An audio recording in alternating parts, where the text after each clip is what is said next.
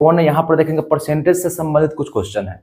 Percentage से संबंधित ये जो क्वेश्चन है हर एक एग्जाम में, रेलवे में ही नहीं, यह जो है रेलवे में ही नहीं बल्कि हर एक, अभी तुरंत जो है आपका बिहार एसएससी का सेकेंड इंटर लेवल एग्जाम का जो एग्जाम होने वाला है उसमें भी इस टाइप का क्वेश्चन पूछता है।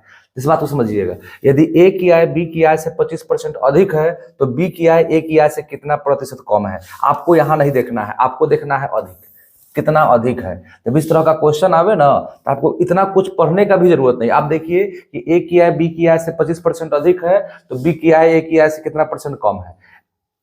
ए की आय बी की आय से 25% अधिक है तो बस 25 करिए, 125 करिए, क्योंकि 25% अधिक का मतलब 100 में 25 जोड़ेंगे तो कितना हो जाएगा, 125 हो जाएगा।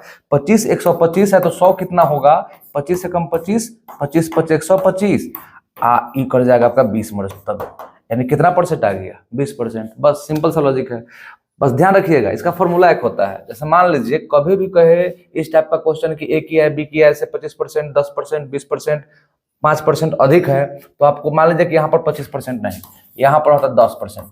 तो आप क्या करते, 10 बटा 110 गुना कर देते आप 100, 0 से 0 कट जाता आपका 100 बटा 11 यानी 9.1/11% आंसर हो गया।